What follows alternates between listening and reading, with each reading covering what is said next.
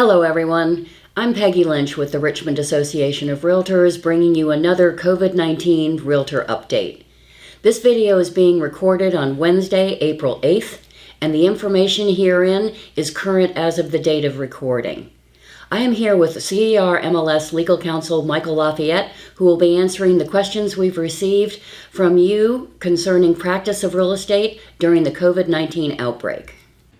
Michael, some home inspectors are refusing to allow anyone to be in a listed home during the home inspection. Does the purchaser have the right to be present at the home inspection since they hired the home inspector and are paying for their services? Yes, the purchaser does have the right to be present when the home inspection is being completed.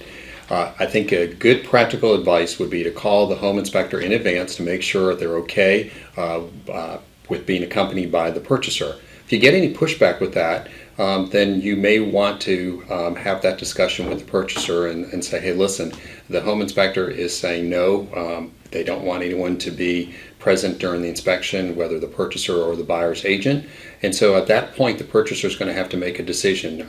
Do I want to keep that inspector and not be present during the inspection, or do I look for someone else? So even though a purchaser has the right to be there during the inspection, if the home inspector says, listen, I'm not going to do this if you're present, then it's really a business decision to make, a personal decision that the buyer is going to have to make and decide whether or not to continue with that home inspector or choose someone else.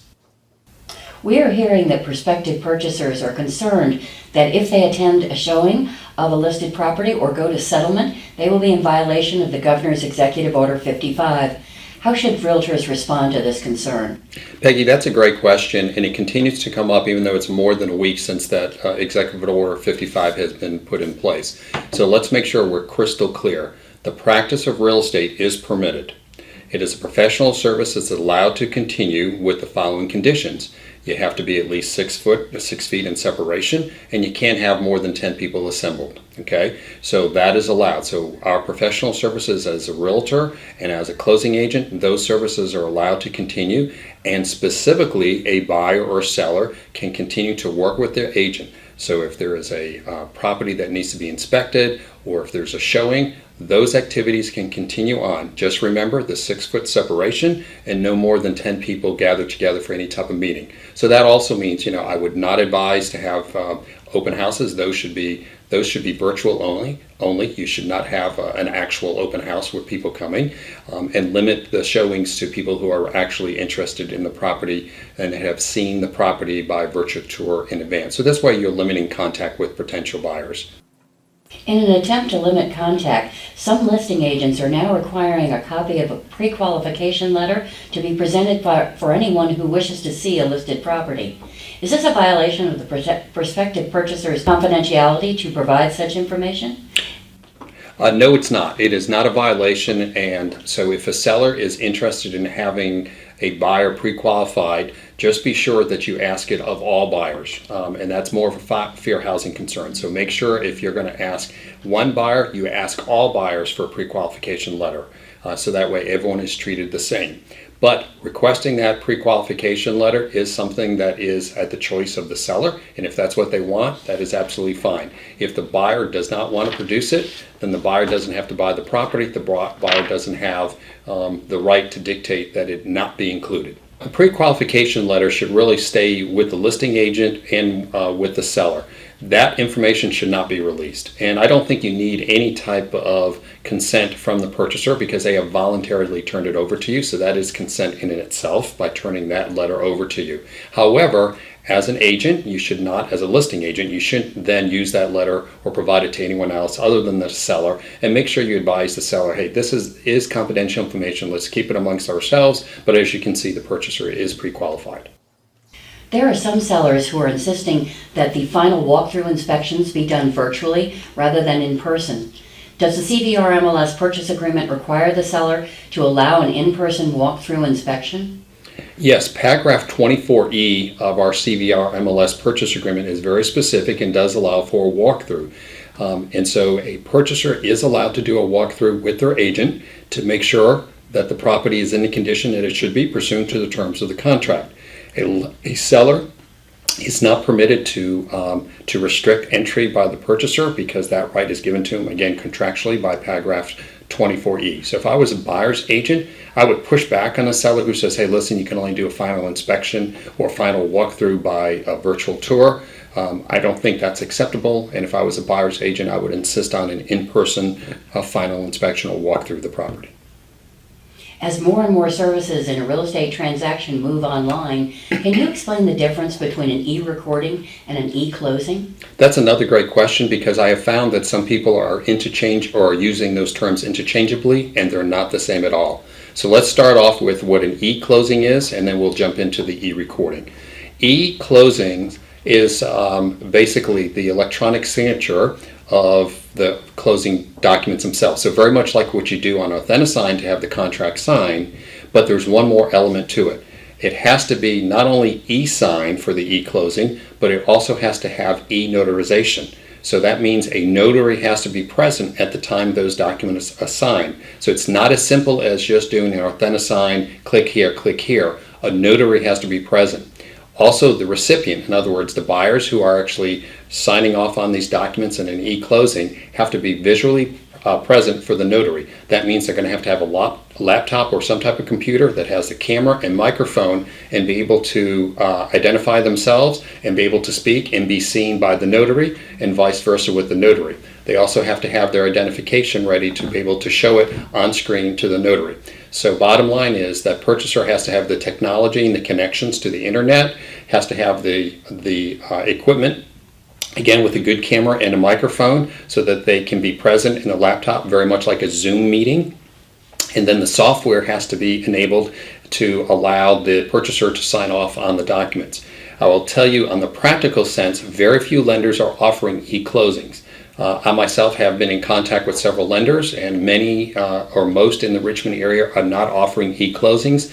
They do not have the software or at this point to offer online signing, online notary, things like that. So it's really, unfortunately, not something that we're seeing in our area. There are a few that are doing it, but not many. So that's what an e-closing is. So bottom line, an e-closing is signing the documents, having a notary present, but you have to be visually present on your computer with the camera and microphone. E-recording is a separate process. That is recording the deed and the mortgage at the courthouse. So that comes after the e-closing. And we're very fortunate in the aspect of e-recordings, because the Richmond market, the clerk's offices have gone to e-recordings. They did that in 2019. So we're very fortunate that our clerk's offices in this area did go to e-recordings, and most settlement agents, title companies that are doing settlements are able to e-record documents. So that's what has allowed us to continue to do closings in the Richmond market, because we're able to get those documents to the courthouse to be recorded electronically. Agents have firsthand experience that many steps in the transaction are being met with delays. What kind of closing delays should they expect? So right now, the closing delays actually is not with the courthouse. As I just mentioned a minute ago, we have e-recordings, and most transactions, certainly in the last month, are through e-recordings. So we're finding the bottleneck is not happening at the courthouses, because the clerks are recording the documents and are getting through. All clerks' offices, as we speak today, which is April 8th, are open and are recording documents. So far so good with respect to e-recordings of documents. Where the bottleneck is coming is mostly due to lenders. A couple things. I think there are some lenders that are allowing employees perhaps to work from home or have different shifts available, and the flow of information from the lender and instructions and things like that coming to the closing attorney are somewhat hindered. Second of all, volume. As you're probably aware, the refinance market has gone through the roof, with rates having dropped in the last few weeks to historic lows. So all lenders are saying that they have large volumes of refinance files coming in. They're trying to give priority to purchase files, but let's face it, they just have a large volume of files to process. And here's a new wrinkle. With the number of layoffs that have been happening in the last couple of weeks, what we're finding is that many of the lenders are being required to re-verify employment right before closing, either a day or a few days before closing. And if they cannot get that verification, then closing does not occur. So there are some employers who are not able to process an employment verification very quickly, because they themselves are working remotely. And so there is holdup right there. So the bottom line, I think the two holdups are volume. There's incredible volumes at the lenders and they can't process the volume. And number two, the re-verification of employment. So here's what you should do, by the way, if you're a buyer's agent. Make sure you tell your buyer about some of the holdups with respect to the lender. So get their application in, make sure they stay on top of their lender, make sure all that is going through to the best of their ability, so that way that you can, measure the progress of the loan approval process. Second thing is, tell the buyer to make sure they're in contact with their employer and to be on the lookout for re-verification, so that if they get re-verification in, that they will be able to process it. Some lenders will tell you whether or not they're sending out a re-verification if you ask them. So tell your buyer to ask their lender whether or not they are sending out an employment re-verification. And so that way, again, the buyer can check with their employer. So it's not the initial one we're talking about, it's the re-verification of employment that's happening right before closing. Our final question has to do with property management. If the time period within which a landlord needs to give a tenant notice of lease termination occurs during the state of emergency, may the property manager still give that notice? Yes, the answer is yes, that notice may be given. We call that a notice of pay or quit. Those notices still can be given at this point. However, the problem still lies with the court system. The courts basically are closed except for emergency cases, and most of those are emergency criminal or civil matters. Unfortunately, evictions is not considered an emergency action.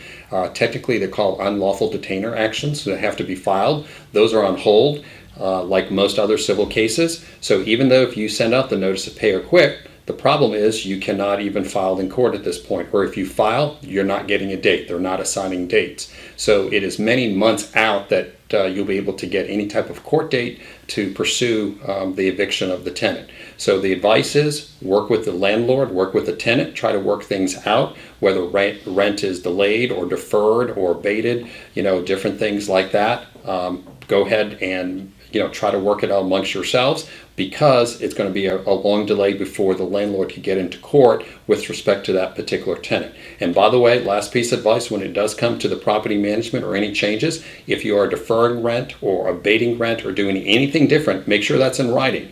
That is a change to the lease, and that is a contractual term, and so there should be some writing signed by both the landlord and tenant what the terms have changed or how they have changed, and whether or not the tenant is the rent is being forgiven, or whether it's just being paid over time or deferred to a later date. Just have all those key points written down and signed off on by both the landlord and tenant to protect your landlord. Thank you, Michael. Thank you. You can find more COVID-19 resources on our website, rarealtors.com/COVID-19. RAR and CVR MLS will continue to bring you accurate, reliable, and up-to-date information to help you conduct business during this challenging time. Be well and be safe.